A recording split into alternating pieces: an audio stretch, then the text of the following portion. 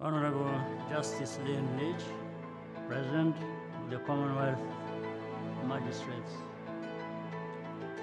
and Judges Association, Chief Justices and representatives, distinguished ladies and gentlemen. I'm honored to join you for the 2024 Commonwealth Magistrates and Judges Association Conference. To begin, I would like to welcome you all to Kigali. We are very pleased to have you with us, and we thank you for choosing our country as a venue for this meeting.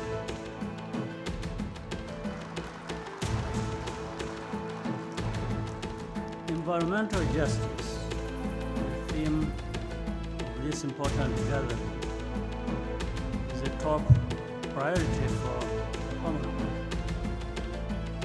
In fact, 2 years ago, when Rwanda had the privilege of hosting the Commonwealth Heads of Government meeting, the urgent threat of climate change was at the top of the agenda. Today, global greenhouse gas emissions are disproportionately impacting Africa and small island developing states.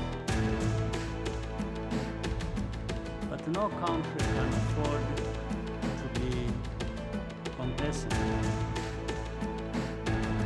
All over the world, temperatures are rising at unprecedented rates. The quality of the air we breathe is constantly declining, putting us all at risk. Indeed, enacting environmental laws and policies is essential if we want to build a cleaner and more sustainable future. Even more important is having a strong and independent judiciary that enforces the law and puts the needs and interests of our people first. In Rwanda, after the genocide, we embarked on a journey to reform the justice system. This was a deliberate choice driven by the conviction that the rule of law is a key building block for peace, security, and development. One of the most consequential laws our country passed is the ban on plastic bags. The effect has been tremendous.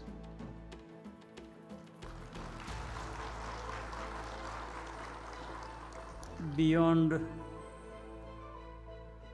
cleanliness of our streets, our homes,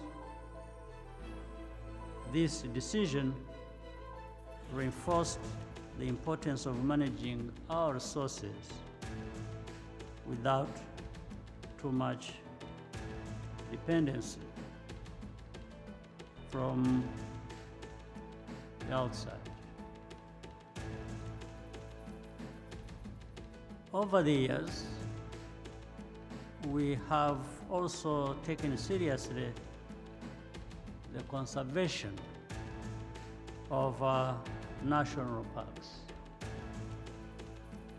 All over the world, these parks are home to endangered species who unfortunately continue to be the target of criminal networks. for local communities, this rich biodiversity is a primary source of livelihoods. Too often, wildlife crimes also involve a wide spectrum of cross-border criminal activities which put our national security at risk. Close collaboration with the law enforcement is therefore necessary. With the independent and experienced judges, there is a lot that can be done to protect our environment and provide justice where it is due.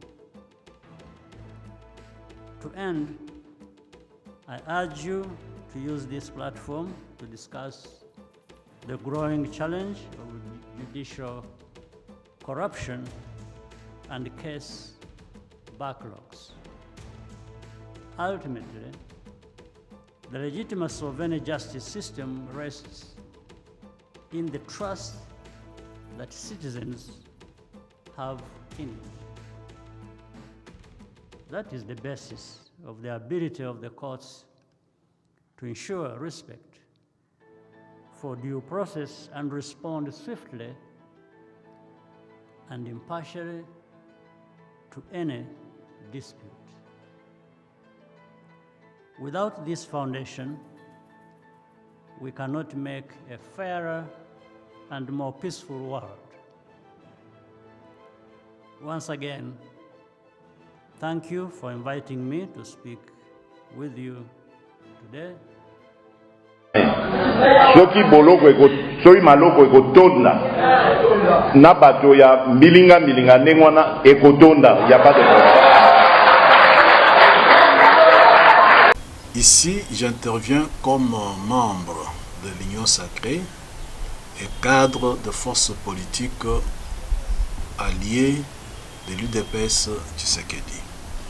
Cette contre-réplique du ministre d'État, ministre de la Justice, m'interpelle à plus d'un titre. On sait que le bras de fer continue à persister alors que de la sagesse de hauts magistrats qui gèrent le Conseil supérieur de la magistrature, il était convenu de se concerter pour éviter toutes les zones d'ombre. Il est pour nous surprenant de constater que, après que le pouvoir judiciaire, incarné par le bureau du Conseil supérieur de la magistrature, ait soulevé, comme je l'avais souhaité, l'exception d'illégalité de la circulaire du ministre d'État, ministre de la Justice, pour ne pas obtempérer à cette circulaire-là, demandant à tous les magistrats de continuer à envoyer des détenus et même des condamnés à la prison centrale de Makala, que le ministre de la Justice ait choisi la voie contraire en créant ainsi un bras de fer avec le pouvoir judiciaire. Cet état de choses crée une insécurité généralisée. D'abord, vous savez que même parmi les gens qui ont bénéficié des relaxations au profit du désengorgement de la prison centrale de Makala, il y a un qui a tué son frère et a été jugé en procédure de flagrance et il a été retourné à la prison centrale de Makala. Nous devons ici relever qu'il ne faut pas que l'on donne l'impression qu'au ministère de la Justice, il y a un opposant qui est en campagne électorale pour la présidentielle de 2028 et qui se donne le temps de critiquer les magistrats qui sont à ses yeux de magistrats du régime Tshisekedi. Et donc, je conseille d'abord qu'il y ait beaucoup d'eau dans le vin pour aplanir les divergences, si divergence il y a. Deuxième constat est le suivant. C'est comme si tous ceux qui bénéficient des mesures de désengorgement ont conscience que ce n'est pas au profit de l'État congolais, ce n'est pas au profit du régime Tshisekedi, c'est au profit de celui qui est à l'avant-plan de ces mesures, à savoir le ministre de la Justice. Et cela crée une crainte que parmi les gens qui bénéficient de ces mesures, tous ne sont pas de bons citoyens. Si vous faites bénéficier à plus de 100 ou 200 personnes, ces gens dans la cité, qu'est-ce qu'ils ne peuvent pas représenter comme menace, tant à l'égard de magistrats qu'à l'égard du régime? Et donc, ici, j'interpelle tous les procureurs généraux, celui près la Cour constitutionnelle, près la Cour de cassation, les PG près le cours d'appel, d'ouvrir l'œil et le bon pour que l'on sache à quelle fin l'opération de désengorgement de la prison centrale de Makala et à travers le pays, ce désengorgement peut servir. À quelle fin politique? Donc, nous avons des craintes au niveau de notre regroupement force politique et alliés de l'UDPS Tshisekedi. Actuellement, là, je ne réponds pas comme politique, mais je réponds comme scientifique. Actuellement, les juges des tribunaux de grande instance et ceux de cour d'appel ont double statut. Quand bien même ils ont été nommés et affectés comme magistrats de l'ordre judiciaire, ces juges comme les tribunaux de grande instance et les cours d'appel font office respectivement des tribunaux administratifs et des cours administratifs d'appel, il y a lieu de retenir que chaque fois que ces juges siègent en suppléance des tribunaux administratifs ou de cours d'appel, ils relèvent de l'ordre administratif. Ils cessent de dépendre uniquement de l'ordre judiciaire, à telle enseigne que s'il y a prise à partie donc, que l'on peut initier pour des décisions rendues en matière administrative, ce n'est pas devant la Cour de cassation que l'on devrait s'adresser, ça serait devant le Conseil d'État. De même, lorsque ces juridictions siègent en matière administrative, s'il y a lieu de faire des renvois des juridictions, donc ça sera devant la Cour administrative d'appel par rapport aux tribunaux administratifs. Sinon, si on veut quitter d'un ressort d'une cour d'appel à un autre ressort, ça serait devant le Conseil d'État que la procédure de renvoi de juridiction peut se poursuivre. Donc, il faut maintenant faire la part des choses qu'à un moment, ces juges de ces deux juridictions, tribunaux de grande instance et cours d'appel, sont maintenant à cheval entre l'ordre judiciaire et l'ordre administratif. Cela dépend des matières qu'ils traitent. Pour faire face à la surpopulation dans les prisons en République démocratique du Congo, la solution n'est pas de libérer les criminels ou les détenus. La solution, c'est de créer ou de construire de nouvelles maisons d'arrêt et de nouvelles prisons.